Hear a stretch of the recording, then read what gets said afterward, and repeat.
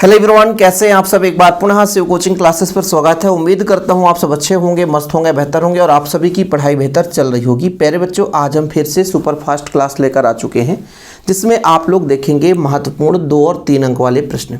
आप लोगों से गुजारिश है कि चैनल पर पहली बार आए हैं तो चैनल को सब्सक्राइब कर लें और बच्चों वीडियो को अंत तक देखें। बहुत कुछ आप सीखने को पाएंगे यहाँ पे, और हो सकता है यहाँ से क्वेश्चन आप लोगों के बोर्ड में आए और आप लोग 2 कॉपी लिख देना। चलिए शुरू करते हैं। प्यारे बच्चों, अर्धचालक क्या है? किसी 2 अर्धचालक के नाम बताइए। बच्चों, आप लोगों को पता है कि पहला होता है चालक, जिसमें विद्युत धारा सुगमता पूर्वक प्रवाहित होता है। दूसरा होता है विद्युत रोधी, जिसमें धारा प्रवाहित नहीं होता। और इनके बीच में, जिसमें चालक से चालकता कम लेकिन विद्युत रोधी से अधिक हो, यानी बीच में जो आने वाला पदार्थ होगा जिसमें अल्प मात्रा में धारा बहेगा बच्चों, वो आपका अर्धचालक होगा। ठीक है, यानी ऐसे पदार्थ जिसकी विद्युत चालकता चालक और विद्युत रोधी के बीच में होगी, वो बच्चों आपका अर्धचालक कहलाता है, जिसे हम नेज अर्धचालक भी कह सकते हैं, अपद्रव्य अर्धचालक भी कह सकते हैं। जैसे प्यारे बच्चों जर्मेनियम है, जर्मेनियम की बात करें और चाहे सिलिकॉन की बात करें, ये आपको बच्चों मिलेंगे चतुसंयोजी। क्या बोलते हैं इसको? चतुसंयोजी। मतलब यदि हम पीरियोडिक टेबल में बात करें कि ये एलिमेंट्स कौन से समूह में होंगे, जो 14वें समूह में होंगे। प्यारे बच्चों, केमिस्ट्री में आप लोगों ने पढ़ा होगा 14वें समूह में आपका जर्मेनियम और सिलिकॉन जो कि चतुसंयोजी है। Okay, clear. तो चालक और विद्युत रोधी के बीच में जिसकी चालकता होगी वो आपका अर्धचालक कहलाता है। अर्धचालक को गर्म करेंगे तो उसकी विद्युत चालकता में क्या प्रभाव होगा? जब किसी शुद्ध अर्धचालक को गर्म करते हैं तो कुछ सहसंयोजक बंध टूट जाते हैं, जिससे है ना संयोजक इलेक्ट्रॉन गति करने के लिए मुक्त हो जाते हैं। जैसे से ताप बढ़ता है, मुक्त इलेक्ट्रॉन की संख्या बढ़ती जाती है और चालकता बढ़ती जाती है। बच्चों, कोई भी आपका पदार्थ है, जैसे हम बात करते हैं एक पदार्थ है, इसमें विद्युत धारा का यदि चालन हो रहा, धारा इधर बह रहा बच्चों, तो इलेक्ट्रॉन कहीं ना कहीं उसके विपरीत दिशा में गमन करते हैं। तो जैसे यदि हम किसी पदार्थ को ताप देते हैं बच्चों, तो जो इलेक्ट्रॉन ये जुड़े हुए हैं, बंधे हुए हैं, तो इनका बंधन टूटता है और ये गति करने लग जाते हैं, है ना। अर्थात ताप जैसे जैसे बढ़ाते जाएंगे तो इलेक्ट्रॉन की जो गति बढ़ती जाएगी, और इलेक्ट्रॉन की गति बढ़ने के कारण प्यारे बच्चों, इलेक्ट्रॉन की गति बढ़ने के कारण चालकता का मान बढ़ता जाएगा। क्लियर। यानी जब किसी शुद्ध अर्धचालक में हम बात करते हैं, ऊर्जा देते हैं, गर्म करते हैं, तो सहसंयोजक बंध टूटता है। इलेक्ट्रॉन गति करने के लिए मुक्त इलेक्ट्रॉन की संख्या यानी नंबर ऑफ इलेक्ट्रॉन बच्चों, नंबर ऑफ इलेक्ट्रॉन जो है वो बढ़ता जाएगा। फलस्वरूप चालकता का मान भी बढ़ जाता है। धातुओं और निज अर्धचालक की प्रतिरोधकता में ताप के कारण होने वाली परिवर्तन में उत्पन्न अंतर बताओ। मतलब धातुओं और निज अर्धचालक में ताप में परिवर्तन करने से क्या होता है? यदि ताप बढ़ाएं बच्चों तो धातुओं की प्रतिरोधकता बढ़ती है ना। प्रतिरोधकता मतलब रुकावट बढ़ता है। लेकिन बच्चों निज अर्धचालक की बात करते हैं तो प्रतिरोधकता घटता है।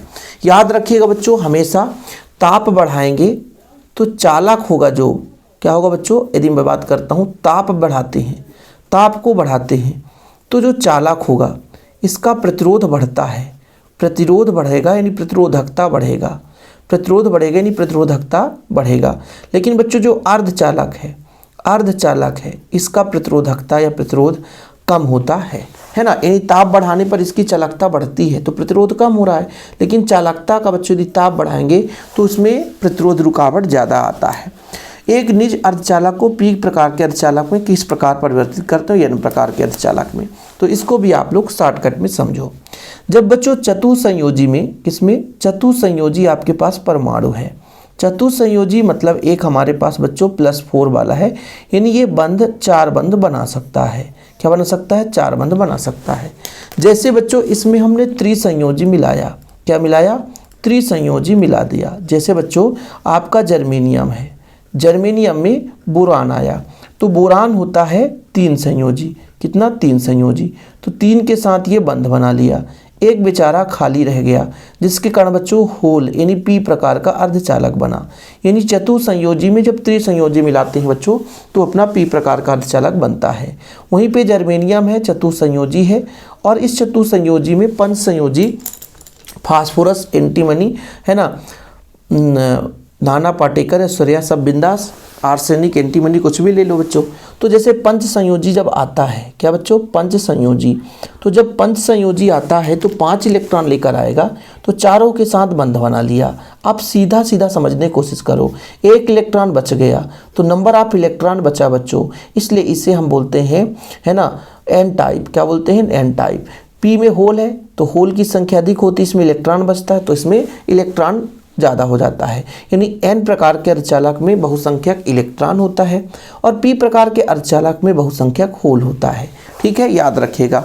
तो एक निज अर्धचालक को हमने जब पी प्रकार का अर्धचालक बनाया तो त्रिसंयोजी मिला दिया। ठीक है बच्चों, जैसे बोरान या एल्यूमिनियम मिला दो, लेकिन वहीं पे जैसे आप पंच संयोजी मिलाते हो, जैसे आर्सेनिक है ना, फास्फोरस, इनकी अशुद्धियाँ मिलाते हैं निज अर्धचालक में, तो अपना बच्चों एन प्रकार का अर्धचालक बनता है। दोनों प्रकार के अर्धचालक आप लोगों ने सीख लिया। परिभाषित करिए, वही परिभाषा आपको बताया गया कि जब शुद्ध जर्मेनियम क्रिस्टल में पंच संयोजी परमाणु मिलाते हैं बच्चों, तो जो अर्धचालक बनता है वो एन प्रकार का अर्धचालक बनता है। जब शुद्ध जर्मेनियम क्रिस्टल में त्रिसंयोजी परमाणु को मिलाया जाता है तो पी प्रकार का अर्धचालक बनता है। ठीक है, पी प्रकार में बच्चों हमने आपको बताया कि ज़्यादा क्या पाई जाती है, होल, तो बहुसंख्यक होल पाया जाता है जिससे धारा बहता है। एन प्रकार के अर्धचालक में बच्चों बहुसंख्यक आपका जो इलेक्ट्रॉन पाया जाता है जिसके कारण धारा बहता है। निज अर्धचालक और बाह्य अर्धचालक की बात करें तो निज अर्धचालक, जैसे मैंने अभी यहाँ पे आपको बताया था बच्चों कि जर्मेनियम है, जर्मेनियम है, ये जर्मेनियम आपका चतुसंयोजी है। इसमें स्वयं के इलेक्ट्रॉन इधर उधर गति किए तो स्वयं के कारण जो चालकता होगी ये आपका बच्चों निज अर्धचालक होता है। लेकिन जब इसमें अशुद्धियाँ मिला दी गई, चतुसंयोजी में त्रिसंयोजी मिला दिया तो पी प्रकार का अर्धचालक बना, चतुसंयोजी में पंच संयोजी मिला दिया तो एन प्रकार का अर्धचालक बना। कहने का तात्पर्य चाहे हमने त्रिसंयोजी मिलाया चाहे पंच संयोजी मिलाया तो इसमें अशुद्धियों के कारण चालकता हुई बच्चों, इस कारण से इसको हम बाह्य अर्धचालक कहते हैं। तो बिल्कुल शुद्ध अर्धचालक को निज अर्धचालक कहते हैं, जैसे जर्मेनियम हो गया, सिलिकॉन हो गया। लेकिन बच्चों वहीं पे शुद्ध अर्धचालक में पंच संयोजी त्रिसंयोजी मिला देने से है ना एक अर्धचालक बनता है जिसे हम बाह्य अर्धचालक के नाम से जानते हैं। अब देखो बच्चों, छोटे छोटे क्वेश्चन आपके 5-7 मिनट में 9 क्वेश्चन हो गए, लेकिन आप लोगों को थोड़ा सा ध्यान रखना पड़ता है। क्लासेस में मजा कब आता है, जब आप एकदम एकाग्र मन से पढ़ते हैं। और यदि आप लोगों को लगता है टाइम पास, तो फिर टाइम पास करते रह जाओगे, जीवन में कभी आगे सफल नहीं हो सकते। पी एन संधि डायोड क्या है बच्चों, हमने कहा पी प्रकार में अपना होल है, पी में होल है बच्चों और एन में इलेक्ट्रॉन है। क्या है, इलेक्ट्रॉन। अब बच्चों क्या होता है, जब पी प्रकार के अर्धचालक को और एन प्रकार के अर्धचालक को आपस में जोड़ दिया जाता है। इधर पी टाइप है, एन टाइप है, तो बच्चों आपस में पी का होल और अपना एन का इलेक्ट्रॉन आपस में क्या करता है, संयोग कर लेता है और यहाँ पे एक पतली परत बन जाती है जिसे हम अपक्षय परत के नाम से जानते हैं। तो जब अर्धचालक में जो बच्चों अपना पी प्रकार का अर्धचालक और आधा भाग एन प्रकार, जैसे बच्चों इसको मैंने एक पी एन संधि बनाया तो आधा भाग अपना पी प्रकार का अर्धचालक बना और आधा भाग एन प्रकार का अर्धचालक मिलकर बना, तो ये जो बच्चों संधि है वो पी एन संधि कहलाता है और ये युक्त पी एन संधि डायोड कहलाता है। जब किसी अर्धचालक क्रिस्टल में इस प्रकार अपमिश्रण किया जाता है कि उसका आधा भाग पी प्रकार और आधा भाग एन प्रकार का होता है बच्चों, तो संपर्क पृष्ठ जो क्रिस्टल को 2 भागों में बांटता है इसे हम पी एन संधि कहते हैं और यह जो पूरी युक्त है बच्चों पी एन संधि डायोड कहलाता है।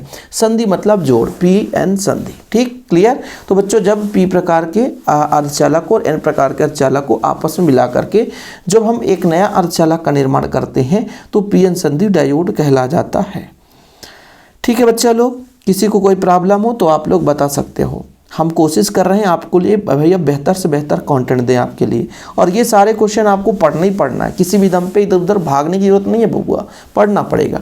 ट्रांसफार्मर तथा प्रवर्धक में क्या अंतर होता है, आप सबको पता है कि ट्रांसफार्मर मैंने पढ़ाया है। आप लोगों ने यदि वीडियो नहीं देखा तो फिर आपकी गलती है, बाद में कमेंट करोगे कि सर हमने नहीं पढ़ा, है ना, क्योंकि बच्चों तक ये वीडियो पहुँचते ही नहीं है, जो जिन्हें पढ़ना चाहिए वहाँ तक पहुँच ही नहीं रहा है ना। तो ट्रांसफार्मर का मतलब होता है बच्चों जो वोल्टेज को परिवर्तित करता है ना, किंतु शक्ति में कोई परिवर्तन नहीं होता। वहीं पे प्रवर्धक जो होता है वोल्टेज की शक्ति को बढ़ा देता है। ठीक है, ट्रांसफार्मर क्या करता है, वोल्टेज को परिवर्तित करता है। आप चाहे ट्रांसफर वोल्टेज को घटा बढ़ा सकता है लेकिन शक्ति का परिवर्तन नहीं करता, लेकिन जो प्रवर्धक होता है वो शक्ति को बढ़ा देता है। डोपिंग क्या कहलाता है बच्चों, जब हम पी प्रकार का अर्धचालक बनाते हैं तो चतुसंयोजी में पंच संयोजी को मिला दें, है ना, तो n प्रकार का बनता है। पंच संयोजी जब मिलाते हैं बच्चों, पंच संयोजी मिलाते हैं तो अपना n प्रकार बनता है। जब त्रिसंयोजी मिलाते हैं तो अपना p प्रकार बनता है। तो जब चतुसंयोजी में त्रिसंयोजी मिलाते हैं या पंच संयोजी मिलाते हैं तो मिलाने के कारण अर्धचालक का निर्माण होता है, और इस विधि को बच्चों हम डोपिंग कहते हैं। क्या बोलते हैं? डोपिंग कहते हैं कि शुद्ध अर्धचालक क्रिस्टल में एक विशेष विधि से अशुद्धियों को मिलाने की जो प्रक्रिया है वो डोपिंग कहलाती है। क्या कहलाती है बच्चों? डोपिंग कहलाती है ना। यानी हमने कहा कि एक शुद्ध अर्धचालक है, उसमें हम क्या कर रहे हैं, बाहर से अशुद्धियाँ मिलाते हैं, जिस कारण से नैज अर्धचालक से वो बाह्य अर्धचालक बन जाता है। तो जो मिलाने की प्रक्रिया बच्चों वो कहलाता है डोपिंग की क्रिया। अब ये क्वेश्चन बच्चों 2 नंबर में कई बार पूछा गया, अपक्षय परत, प्राचीर विभव और अनावृत आवेश। देखो बच्चों, हमने आप लोगों को बोला कि p प्रकार का अर्धचालक और n प्रकार के अर्धचालक को आपस में जोड़ते हैं। तो संधि के पास होल एवं इलेक्ट्रॉन के विसरण के कारण n क्षेत्र में गतिहीन धनावेश दाता आयनों की तथा p क्षेत्र में गतिहीन ऋणावेश ग्राही आयनों की अधिकता हो जाती है। इस गतिमान आयनों को जो उदासीन नहीं हो पाते अनावृत आवेश कहते हैं। क्या बोला गया कि संधि के पास, संधि कैसे बच्चों? मैंने कहा ये अपना p प्रकार है, ये अपना n प्रकार है। p में क्या होगा? होल होंगे। p में क्या होगा बच्चों? होल होंगे, होल होंगे। p में क्या होगा? होल होंगे। p में क्या होगा? होल होंगे। p में क्या होगा? होल होंगे। p में क्या होगा? होल होंगे, है ना। और बच्चों इधर अपना इलेक्ट्रॉन होता है। क्या होता है? इलेक्ट्रॉन। क्या होता है? इलेक्ट्रॉन। और भी आप लोग यहाँ पर इलेक्ट्रॉन, यहाँ पर इलेक्ट्रॉन, यहाँ पर इलेक्ट्रॉन। ठीक, चलो ध्यान रखना बच्चों कि जब ये आपस में जुड़ते हैं तो यहाँ पे बच्चों ये एक परत बनती है, एक छोटी सी। ये धन और ऋण एक दूसरे को उदासीन कर देते हैं। क्या करते हैं? उदासीन कर देते हैं। तो ये जो परत बनती है यहाँ पे वो बनती है अपक्षय परत। क्या बनती है बच्चों? अपक्षय परत। और जब हमने कहा कि ये जो इलेक्ट्रॉन एक दूसरे को उदासीन किए तो कहीं ना कहीं इसमें विभवांतर जो होगा या विभव होगा यहाँ पे बच्चों, वही कहलाता है प्राचीर विभव। क्या कहलाता है? प्राचीर विभव। तो देखो संधि के पास जब होल और इलेक्ट्रॉन के विसरण के कारण n क्षेत्र में गतिहीन धनावेशित दाता आयनों की तथा p क्षेत्र में गतिहीन ऋणावेशित ग्राही आयनों की अधिकता हो जाती है। मतलब ये आपस में मिल जाते हैं तो भैया अपने p क्षेत्र में धनावेश दाता आयनों की और n क्षेत्र में, है ना, ग्राही आयनों की। n क्षेत्र में क्या बोला बच्चों? n क्षेत्र में धनावेशित दाता आयनों की। इसमें जो n क्षेत्र है यहाँ पे दाता आयनों की और यहाँ पे p क्षेत्र है, यहाँ पे ग्राही आयनों की संख्या में वृद्धि होती है। उस आयनों को हम बोलते हैं अनावृत आवेश। ठीक है। अपक्षय परत हमने क्या बताया आपको? जब p प्रकार और n प्रकार के अर्धचालक को जोड़कर pn संधि डायोड बनाते हैं। बिल्कुल बनाते हैं। तो संधि पर कुछ होल p क्षेत्र से n क्षेत्र की ओर तथा कुछ इलेक्ट्रॉन n क्षेत्र से p क्षेत्र की ओर विसरित हो जाते हैं और एक दूसरे को उदासीन कर देते हैं और एक परत बनाते हैं जिसे हम अपक्षय परत कहते हैं। जैसा कि बच्चों हमने यहाँ पर भी बताया था कि जब हमने p और n को मिलाया तो बीच में बच्चों इलेक्ट्रॉन और होल आपस में संयोग कर लिए, और जब संयोग कर लिए बच्चों तो जब संयोग कर लेते हैं तो क्या कर देते हैं? एक दूसरे को उदासीन कर देते हैं। और यही बच्चों आपका क्या कहलाता है? अपक्षय परत कहलाता है। देखो p से जो इलेक्ट्रॉन है n क्षेत्र की ओर चलते हैं और n से p के जो होल है n क्षेत्र की ओर चलते हैं और n के जो इलेक्ट्रॉन है p क्षेत्र की ओर चलते हैं और एक दूसरे के आयन को क्या करते हैं? समाप्त कर देते हैं। इस प्रकार संधि के दोनों ओर एक पतली परत बन जाती है बच्चों, जिसमें ना तो इलेक्ट्रॉन होते हैं ना तो होल होते हैं। इस परत को ही हम अपक्षय परत कहते हैं। प्राचीर विभव क्या है? देखिए बच्चों काफ़ी महत्वपूर्ण ये क्वेश्चन। प्राचीर विभव कि संधि पर होल और इलेक्ट्रॉन के विसरण के कारण p क्षेत्र के ऋणात्मक और n क्षेत्र के धनात्मक आयन हो जाते हैं। फलस्वरूप दोनों क्षेत्रों के मध्य एक विद्युत क्षेत्र उत्पन्न हो जाता है। यह क्षेत्र इस प्रकार होता है कि मानो एक काल्पनिक बैटरी का सिरा हो, है ना, p क्षेत्र से तथा धन सिरा n क्षेत्र से जुड़ा हो। p क्षेत्र और n क्षेत्र के मध्य स्थापित विद्युत क्षेत्र के कारण उत्पन्न विभवांतर को प्राचीर विभव कहते हैं। बड़ा सिंपल फैक्ट है। थोड़ा सा फैक्ट को आप लोगों को समझना जरूरी है। फैक्ट को कैसे समझना जरूरी है? मैंने कहा ये p है बच्चों, ठीक, और ये अपना n है, ये n क्षेत्र है, ये p क्षेत्र है। जब बच्चों p के कुछ इलेक्ट्रॉन और n के कुछ होल एक दूसरे को निरस्त कर देते हैं, इन पर कोई आयन नहीं होता, और ये बच्चों जैसे मान लीजिए क्या बोला गया कि संधि और होल पर इलेक्ट्रॉनों के विसरण के कारण p क्षेत्र का ऋणात्मक होलों की कमी, है ना, p क्षेत्र में होलों की कमी तथा n क्षेत्र में धनात्मक अर्थात इलेक्ट्रॉनों की कमी हो जाती है। मतलब कहने का तात्पर्य इसका होल कहीं कुछ इधर चला गया, कुछ यहाँ पर बच्चों है ना इलेक्ट्रॉन इधर आ गए, फलस्वरूप दोनों क्षेत्रों के मध्य एक विद्युत क्षेत्र उत्पन्न हो गया। मतलब जैसे ही इधर होल गया और बच्चों यहाँ पे इलेक्ट्रॉन गया तो इनके कारण एक विद्युत क्षेत्र उत्पन्न हो जाता है। ठीक है, ऐसा मानकर चलते हैं कि ये बैटरी का सिरा हो गया। एक आपका बच्चों पी क्षेत्र है जो धन सिरा हो गया, एन क्षेत्र जो है वो ऋणात्मक सिरा हो गया। ठीक है, चलो, या कि ऐसा मान के सकते हैं कि पी क्षेत्र जो है वो ऋण सिरा है और ये अपना धन सिरा बच्चों, ये दाता है ना इसलिए धनी है, दाता है ये, एन जो है दाता है इसलिए धनी है। और अब जब दो सिरे हो गए तो कहीं ना कहीं बच्चों इनके बीच विभवांतर उत्पन्न हो जाता है और इसी विभवांतर को हम बोलते हैं प्राचीर विभव। ठीक है, यानी जब बच्चों संधि पर होल और इलेक्ट्रॉन आपस में मिल जाते हैं तो पी क्षेत्र में होलों की कमी होती है और एन क्षेत्र में इलेक्ट्रॉन की कमी होती है ना। यानी पी आपका ऋणात्मक आयन बन जाता है, जब इसमें होल की कमी तो ऋणात्मक आयन हो जाता है और ये धनात्मक आयन हो जाता है क्योंकि इलेक्ट्रॉन आ जाते हैं यहाँ से। तो बच्चों ये ऐसा मानो कि बैटरी के सिरे के जैसे हैं और इनके कारण एक विद्युत क्षेत्र उत्पन्न हो जाता है और जो विभवांतर बनता है बच्चों उसी विभवांतर को हम बोलते हैं प्राचीर विभव।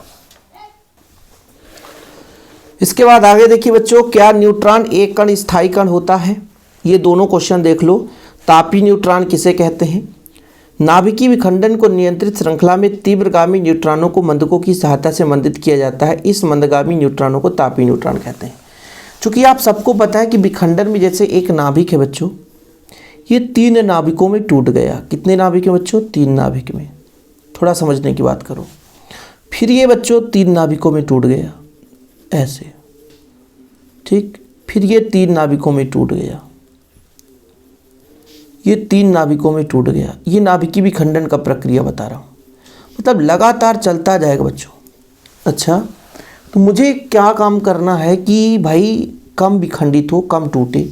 तो जैसे एक न्यूट्रॉन जो है बच्चों, इसका नाभिक को तोड़ दिया 3 भागों में, तो कोशिश ये कर रहे हैं हम ये न्यूट्रॉन को अब शोषित करा दें किसी से, ताकि ये ना टूटे। ये 3 भागों में टूटेगा तो चलेगा।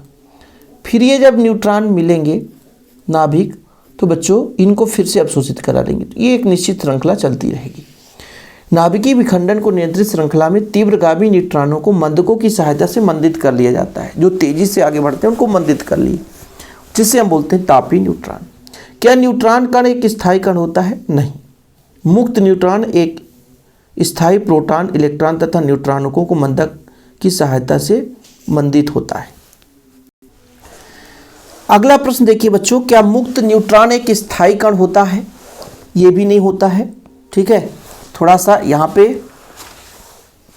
इसका अधूरा प्रश्न था बच्चों, वो यहाँ पे पूरा किया गया है कि मुक्त न्यूट्रॉन एक प्रोटॉन, इलेक्ट्रॉन तथा एंटी न्यूट्रिनो में क्षय हो जाता है, इसलिए स्थायी नहीं रहता है। जैसे बच्चों अपना ये प्रोटॉन, इलेक्ट्रॉन और एंटी न्यूट्रिनो इसमें अपघटित होता है, इसलिए वो स्थायी नहीं रहता। इस क्षय को अर्ध आयु लगभग 78 सेकेंड होता है। इस क्षय की अर्ध आयु, अर्ध मतलब आधा समय, 78 सेकेंड होता है। ठीक है, तो ये यदि क्वेश्चन आ जाए ऑब्जेक्टिव में कि क्या मुक्त न्यूट्रॉन एक स्थायी कण होता है, तो बिल्कुल बोल देना स्थायी कण नहीं रहता। ठीक है, ये वीडियो आप लोग जरूर सभी लोगों तक पहुंचाओ, शेयर करो बच्चों तक।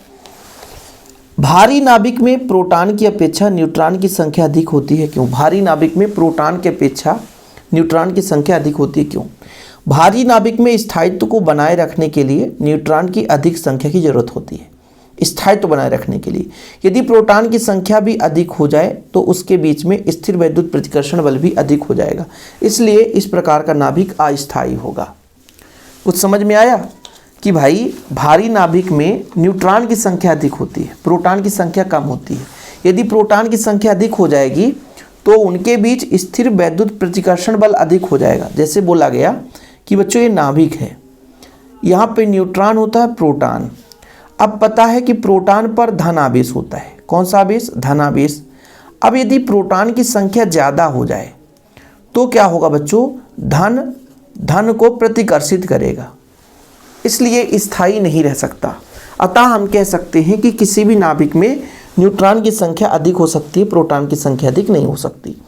तो आप लोगों को याद रखना है कि किसी भी नाभिक में इसके स्थायित्व को बनाए रखने के लिए नाभिक में न्यूट्रॉन की संख्या अधिक होती है, जबकि प्रोटॉन की संख्या यदि अधिक हो जाएगी तो धन धन से क्या होगा, प्रतिकर्षित होगा, एक दूसरे को धक्का मार देगा ससुरा, इसलिए वो स्थायी नहीं रह पाएगा। ठीक है, अतः भारी नाभिक में प्रोटॉन की अपेक्षा न्यूट्रॉन की संख्या अधिक होती है। स्क्रीनशॉट ले लिया करो, पढ़ लिया करो, लिख लिया करो। नाभिकीय संलयन अभी तक पृथ्वी पर एक भी प्रायोगिक तथा नियंत्रित ऊर्जा स्रोत से प्रयुक्त नहीं किया हो। क्यों? अच्छा, एक चीज मैं बताता हूँ, नाभिकीय संलयन में होता क्या है बताओ, अभी आगे पढ़ेंगे, आज ही पढ़ेंगे। नाभिकीय संलयन में क्या होता है? नाभिकीय संलयन में बच्चों दो हल्के नाभिक क्या होते हैं, हल्के नाभिक आपस में जुड़ते हैं। क्या करते बच्चों? आपस में जुड़ते हैं। जब जुड़ते हैं तो इनमें ऊर्जा उत्पन्न होती है। क्या होती है? ऊर्जा उत्पन्न होती है। विखंडन से कम ही ऊर्जा उत्पन्न होती है, लेकिन ये अत्यधिक ताप पर होता है बच्चों, अत्यधिक ताप पर होता है, ताप पर होता है। मतलब जब तापमान ज़्यादा होता है तभी अभिक्रिया संपन्न होती है, और ये अत्यधिक ताप हम संभव नहीं कर पाते, इसलिए नाभिकीय संलयन अभी तक पृथ्वी पर नहीं हुआ है। नाभिकीय संलयन बहुत उच्च ताप पर संभव है, और बहुत अधिक ताप पर होने के कारण इसका नियंत्रण संभव नहीं कर सकते, नियंत्रण ही नहीं हो पाता। इस कारण से बच्चों अभी तक संभव नहीं हो पाया। नाभिकीय विखंडन के लिए केवल न्यूट्रॉन ही उपयुक्त क्यों होता है? न्यूट्रॉन पर कोई आवेश नहीं होता, अतः वह नाभिक के धनावेश से विक्षेपित नहीं होता। इस प्रकार न्यूट्रॉन नाभिक में सफलतापूर्वक प्रवेश कर सकता है। क्योंकि सबको पता है कि नाभिक में न्यूट्रॉन प्रोटॉन है। जब न्यूट्रॉन की बमबारी की जाती है तो इसको प्रवेश कराना है। यदि इसमें धन चार्ज होता है तो प्रोटॉन मार देता धक्का, बोले भैया भाग, तुझे अंदर नहीं जाने देंगे। और आप सबको पता है बच्चों, उसके बाहर, नाभिक से बाहर इलेक्ट्रॉन यहाँ चक्कर लगा रहे हैं, और तोड़ना हमको नाभिक को है, और इलेक्ट्रॉन चक्कर लगा रहे हैं, ये धन वाला आ रहा है तो इलेक्ट्रॉन उसको विचलित कर देगा, अरे भैया उधर मत जा, इधर मेरे पास आ जा। इलेक्ट्रॉन उसको खींचेगा, बाबू उधर मत जा, मेरे पास आ जा। और जब जाएगा तो विचलित हो जाएगा बबुआ, तो गड़बड़ हो जाएगा कि नहीं होगा? बिल्कुल गड़बड़ हो जाएगा। तो ध्यान रखें बच्चों, जब इलेक्ट्रॉन अंदर जाता है, जो अपना न्यूट्रॉन अंदर जाता है तो उसको किसी प्रकार से कोई विक्षेपित नहीं कर सकता। क्यों? क्योंकि उसमें उदासीन है। इसलिए नाभिकीय विखंडन में हम न्यूट्रॉन का ही प्रयोग करते हैं बच्चों। नाभिकीय विखंडन है तो उसमें हम न्यूट्रॉन का प्रयोग क्यों करते हैं, आपको चीज़ें क्लियर हो गई होगी। क्योंकि न्यूट्रॉन का प्रयोग करने से वो विक्षेपित नहीं होता है, विक्षेपित नहीं होता, सरलतापूर्वक वो अंदर टच कर जाता है, प्रवेश कर जाता है बच्चा। चलिए अब देखिए बच्चों, मज़ा आने वाला है थोड़ा सा यहाँ पे क्वेश्चन में। और आज का क्लास जो बच्चा मिस करेगा, समझो वो बहुत कुछ मिस कर देगा। इसलिए इस वीडियो को आप लोगों को देखना चाहिए। पहला दूसरा क्वेश्चन में नहीं पढ़ाऊंगा, काम का नहीं है। सबसे महत्वपूर्ण काम का है नाभिकीय विखंडन। नाभिकीय विखंडन आपके लिए बहुत ही महत्वपूर्ण है बच्चों।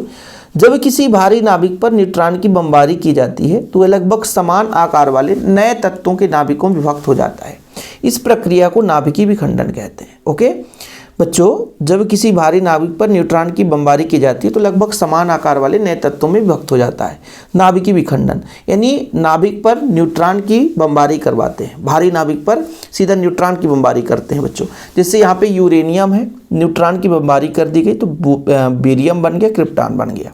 तो जब भारी नाभिक पर न्यूट्रॉन की बमबारी करी तो टूट करके बच्चों दो हल्के नाभिक में विभक्त हो गया और 200 मेगावाट एनर्जी मुक्त हुआ। तो ये परिघटना नाभिकीय विखंडन होता है। यानी जब भारी नाभिक पर न्यूट्रॉन की बमबारी की जाती है तो हल्के नाभिकों में टूट जाते हैं। ये प्रक्रिया नाभिकीय विखंडन कहलाता है। ठीक है, वहीं पे नाभिकीय संलयन मैंने बोला कि उच्च ताप पर संभव होता है। जैसे हाइड्रोजन से मिलता है तो हीलियम का निर्माण करता है और 24 मेगावाट का एनर्जी होता है, उत्पन्न होता है।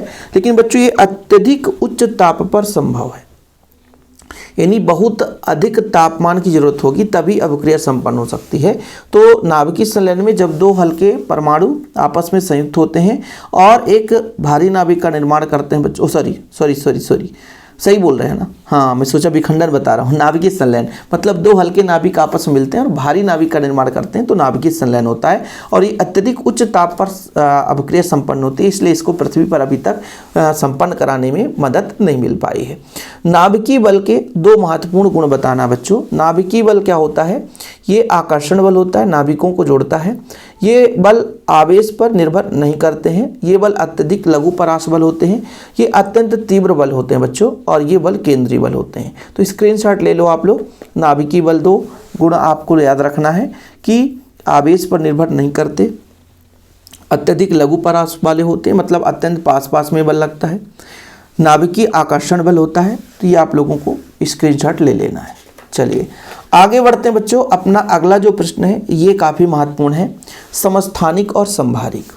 समस्थानिक मतलब जिनके परमाणु क्रमांक समान लेकिन परमाणु भार अलग अलग, जैसे हाइड्रोजन का बच्चों प्रोटियम, ड्यूटेरियम, ट्राइटियम। ठीक है, ठीक याद रखिएगा बच्चों। आप लोगों को समस्थानिक यहाँ पर मैं समझा देता हूँ बच्चों, थोड़ा सा समय दीजिएगा। समस्थानिक, समस्थानिक जैसे हाइड्रोजन है बच्चों, तो इसका 3 समस्थानिक होता है, प्रोटियम, ड्यूटेरियम और ट्राइटियम। ठीक है, जैसे बच्चों प्रोटियम को हम 1 है ना, और यहाँ पे बच्चों 3, ठीक है, 1 2, फिर बच्चों 1 और 1, इस तरीके से इसको हम रिप्रेजेंट करते हैं। परमाणु क्रमांक सब में 1 है, लेकिन बच्चों यहाँ पे द्रव्यमान संख्या अलग अलग है, 1 और यहाँ पे इसका 2 और 3, प्रोटियम, ड्यूटेरियम, ट्राइटियम। तो एक ही तत्व के भिन्न भिन्न परमाणु जिनका परमाणु क्रमांक समान होता है, अर्थात प्रोटॉन की संख्या समान होती है किंतु न्यूट्रॉन की संख्या अलग अलग होती है, समस्थानिक कहलाते हैं। याद हो गया, एक ही तत्व के भिन्न भिन्न परमाणु जिसमें प्रोटॉन की संख्या समान होती है बच्चों, लेकिन न्यूट्रॉन अलग अलग हुआ क्या, मतलब परमाणु क्रमांक समान। आप सबको पता है कि प्रोटॉन की संख्या को तो ही परमाणु क्रमांक कहते हैं सर। तो प्रोटॉन की संख्या समान मतलब परमाणु क्रमांक समान, तो परमाणु क्रमांक समान होने के कारण उसको हम समस्थानिक कहते हैं, लेकिन न्यूट्रॉन की संख्या अलग अलग होती है।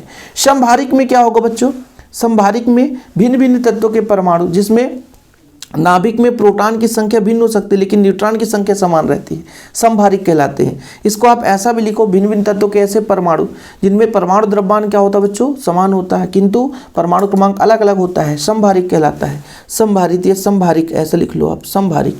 ठीक है, जैसे ऑक्सीजन का परमाणु क्रमांक यहाँ 8 है, फ्लोरीन का 9 है, लेकिन परमाणु द्रव्यमान 17 है बच्चों, तो ये समभारिक है, समान भार हो गया। क्या हो गया, समान भार हो गया। जो काम का चीज़ है उसे आप लोग बिल्कुल मत छोड़ना। 1 इलेक्ट्रॉन वोल्ट की परिभाषा आप लोग यहाँ पर दे दीजिए। इलेक्ट्रॉन वोल्ट किसे कहते हैं, कोई इलेक्ट्रॉन 1 वोल्ट के विभवांतर द्वारा त्वरित होता है। ठीक है, कोई इलेक्ट्रॉन जब 1 वोल्ट के विभवांतर द्वारा त्वरित होता है तो जो ऊर्जा प्राप्त करता है उसे 1 इलेक्ट्रॉन वोल्ट कहते हैं, जिसका मान होता है, कई बार ऑब्जेक्टिव पूछा गया है, 1 इलेक्ट्रॉन वोल्ट बराबर होता है 1.6 × 10⁻⁻⁹ जूल, है ना। बाकी नोट्स वगैरह आपको टॉपिक वाइज नोट्स दिए जाता है। जो बच्चा नोट्स नहीं लिया है और इस वीडियो को देख ही रहा तो मात्र 100 रुपये लगते हैं बच्चों। आप लोग मेरे व्हाट्सअप नंबर पे कांटेक्ट कर लेना। व्हाट्सअप नंबर क्या है सर, 96 85 29 91 49, 9685299149, 9685299149 मेरा पर्सनल नंबर बच्चों, व्हाट्सअप नंबर है। जिनको भी नोट्स लेना है तो बता देना, ठीक है। व्हाट्सअप पे आप लोग जानकारी ले सकते हैं, ठीक है बाबू। तो इलेक्ट्रॉन वोल्ट तो क्लियर हो गया ना। इलेक्ट्रॉन वोल्ट, कोई इलेक्ट्रॉन 1 वोल्ट विभवांतर द्वारा त्वरित होने पर जो ऊर्जा प्राप्त करता है उसे 1 इलेक्ट्रॉन वोल्ट कहते हैं। परमाणुवीय द्रव्यमान मात्रा क्या है बच्चों, परमाणुवीय द्रव्यमान मात्रा कार्बन 12 के वास्तविक द्रव्यमान का 1/12 में भाग के बराबर होता है। ये आप लोग 11th क्लास में पढ़ चुके हैं। फिलहाल यहाँ पर इलेक्ट्रॉन वोल्ट आपको पता होना चाहिए। चलिए बबुआ आगे देखते हैं। अगला क्वेश्चन है, अल्फा कणों के प्रकीर्णन में स्वर्ण पत्र ही क्यों लिया जाता है, बताओ। देखो बच्चों, अल्फा कणों के प्रकीर्णन के लिए प्रयुक्त पात्र को एकदम पतला होना चाहिए ताकि अल्फा कण का प्रकीर्णन एक ही टक्कर में हो जाए। अत्यंत पतला होना चाहिए। और आप सबको पता है कि सोने की अत्यंत पतली पन्नी बनाई जा सकती है। सबसे लंबी रस्सी सोने की ही बनाई जा सकती है। 1 ग्राम सोने से लगभग 2.5 किलोमीटर के आसपास बनाया जा सकता है, समझ रहे ना। तो अल्फा कणों के प्रकीर्णन के लिए प्रयुक्त पात्र को एकदम पतला होना चाहिए ताकि अल्फा कण का प्रकीर्णन एक ही टक्कर में हो सके, आसानी से हो सके। इसके साथ ही साथ पात्र के नाभिक को भारी होना चाहिए ताकि अल्फा कण का प्रकीर्णन अधिक हो, ठीक है ना। उपयुक्त दोनों गुण होने के कारण हम इसको सोने की पन्नी का प्रयोग करते हैं, स्वर्ण पत्र का ही प्रयोग करते हैं बच्चों, है ना। पहला गुण क्या कि भाई इस अल्फा कण का प्रकीर्णन एक ही टक्कर में हो जाता है अत्यंत पतले होने के कारण, तो एकदम अत्यंत पतला हो जाता है, ठीक है। दूसरा, इसके साथ ही पत्र के नाभिक को भारी होना चाहिए ताकि अल्फा कण का प्रकीर्णन अधिक हो। तो दोनों चीज़ है, अत्यंत पतली भी होती है और भारी भी होती है, ठीक है। तो बच्चों इस कारण से अल्फा कणों का प्रकीर्णन के लिए स्वर्ण पत्र का प्रयोग करते हैं, ठीक है। आज के लिए फिलहाल इतना ही। इन दोनों प्रश्नों को स्क्रीनशॉट लेना हो तो ले लेना, इसमें उतना महत्वपूर्ण नहीं है बच्चों, लेकिन फिलहाल आप लोगों को जो मैंने कराया है वो आप लोग जरूर कर लेना। हाँ, ये वाला जरूर दोनों क्वेश्चन आपका महत्वपूर्ण है। बोर की कक्ष को स्थायी कक्ष क्यों कहते हैं? ऐसे कक्ष में चक्कर काटते हुए इलेक्ट्रॉन ना तो ऊर्जा उत्सर्जित करते हैं और ना ही अवशोषित करते हैं, इस कारण से कक्षा को स्थायी कक्षा कहते हैं। मतलब बोर ने बताया कि इलेक्ट्रॉन चक्कर लगाते हैं तो ऊर्जा ना तो उत्सर्जित करते हैं ना तो अवशोषित करते हैं, इस कारण से उसे स्थायी कक्षा के नाम से हम जानते हैं कि भाई स्थायी रहते हैं। यदि परमाणु में इलेक्ट्रॉन स्थिर हो जाता है तो क्या होता? यदि किसी कक्षा में इलेक्ट्रॉन का वृत्तीय मार्ग में चक्कर लगाना उसके अभिकेंद्रीय बल के कारण संभव होता है, जो नाभिक के धनावेश और इलेक्ट्रॉनों के बीच लगने वाले स्थिर वैद्युत बल आकर्षण को संतुलित करता है। जब इलेक्ट्रॉन स्थिर होंगे तो अभिकेंद्रीय बल के अभाव में इलेक्ट्रॉन स्थिर विद्युत आकर्षण कर नाभिक में गिर जाएंगे। कुछ समझ में आया? देखो बच्चों क्या बोला गया कि ये नाभिक है, नाभिक में धनावेश है, इलेक्ट्रॉन नाभिक के चारों वृत्ताकार चक्कर लगाते हैं। चक्कर लगाते हैं बच्चों तो इस पर एक बल लगता है, अभिकेंद्र बल। अभिकेंद्र बल जो होता है mv²/r। अब इसके बीच जो दो आवेश हैं, बीच की दूरी r है, तो 1/4πε0 q1 q2/r², ये भी आपका एक बल है। तो जब वृत्तीय मार्ग पर गति करता है तो ये बल एक दूसरे को संतुलित करके रखा हुआ है, ठीक है। जो बल लगता है वो अभिकेंद्रीय बल के लिए मिल जाता है और घूमता रहता है। लेकिन यदि कहीं ये जीरो हो जाए, कहने का मतलब ये घूमना बंद कर दे, तो ये जो बल लगता है कूलाम आकर्षण बल, ये ससुरा नाभिक की ओर खींच लेगा और ससुरा इलेक्ट्रॉन नाभिक पे जाकर के गिर जाएगा। समझ में आया बाबू? मैंने क्या बोला बच्चा? मैंने क्या बोला? मैंने ये बोला कि भाई नाभिक के चारों वृत्तीय मार्ग पर इलेक्ट्रॉन चक्कर लगाता है, बिल्कुल सही है। उस पर अभिकेंद्र बल लगता है, ये अभिकेंद्र बल उसके आकर्षण बल के कारण, जो इलेक्ट्रॉन और प्रोटॉन है उनके आकर्षण बल के, स्थिर वैद्युत आकर्षण बल के कारण अभिकेंद्र बल प्राप्त होता है। लेकिन वहीं पे बच्चों जब वृत्तीय मार्ग पर गति नहीं करेगा तो ये तो बल खत्म, क्योंकि अभिकेंद्र बल आपका गति पर ही संभव है। तो केवल यहाँ पर वैद्युत आकर्षण बल लगेगा और वैद्युत आकर्षण बल क्या करेगा? अपनी ओर खींच लेगा और इलेक्ट्रॉन नाभिक में गिर जाएगा। चीज़ें क्लियर है? इस तरीके से बच्चों आपको सारा क्लियर है आज का लेक्चर। कॉन्टैक्ट नंबर है 96 85 29 91 49। अभी के अभी आप लोग कॉन्टैक्ट करो, नोट्स ले लो प्रॉपर तैयारी के लिए, ठीक है। जय हिंद, वंदे मातरम।